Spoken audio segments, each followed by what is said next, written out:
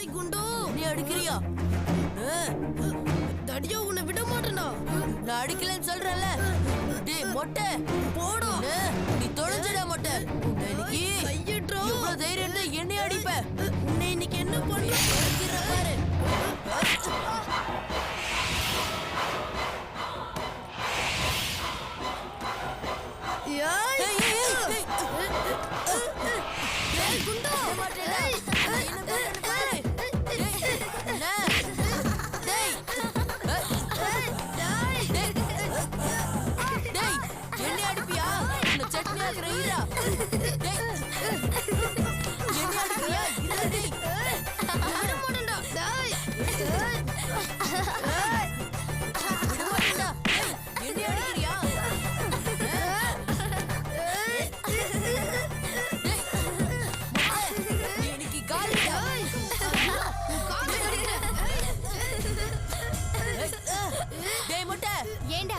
இது வரைக்கும் நீங்க ரெண்டு பேரும் மத்தவங்க கிட்ட தான் வம்பு எடுத்துட்டு இருந்தீங்க. இப்போ உங்க ரெண்டு பேருக்குள்ளேயே குஸ்தி ஆரம்பிச்சிருச்சா? வேணும்டா, உங்க ரெண்டு பேருக்கும் வேணும். மஸ்கிட்டோவுக்கு எலிஃபண்ட்டுக்கு ஃபைட். செம்ம காமெடி இல்ல? ஐயோ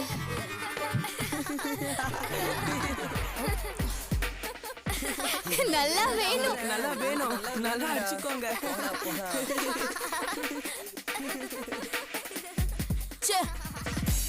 நமக்குள்ள எப்பற சண்டை ஸ்டார்ட் ஆச்சு தெரியல ப்ரோ. எனக்கும் தெரியல. ஏதோ மேஜிக் மாதிரியே இருக்கு.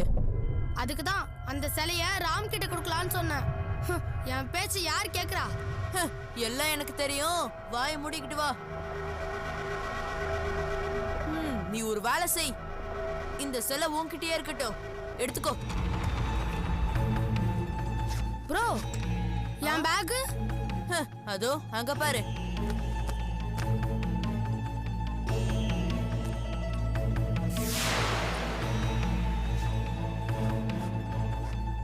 இந்த கணபதி சிலை. வாடா போலாம்.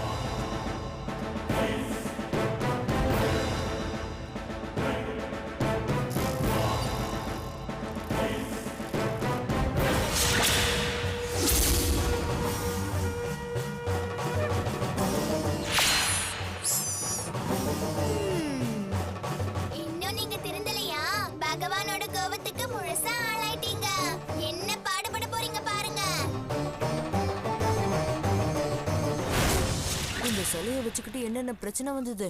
முதல்ல இதை உடைக்கணும். கரெக்டா சொன்னீங்க ப்ரோ.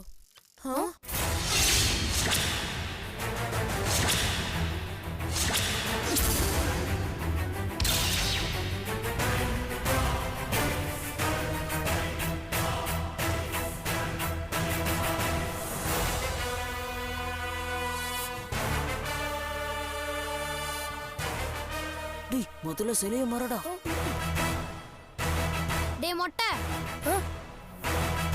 அதான் நாங்க பாத்துட்டோமே, அப்புறம் ஏன்டா மறைக்கிற? நீங்க ரெண்டு பேரும் இந்த சிலையை எடுக்கவே இல்லைன்னு சொன்னீங்க. இப்ப மட்டும் எங்க இருந்து வந்துச்சு சிலை?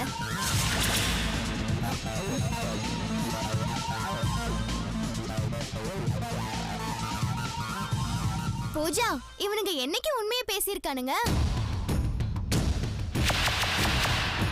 அப்படி பேசினாதான் மழை வருமே சுமி. ப்ரோ சூழ்நிலை சரியில்லை, மெதுவா எஸ்கேப் ஆயிடலாம். நீங்க இந்த சிலையை உடைக்கலான்னு தானே எடுத்துட்டு போறீங்க.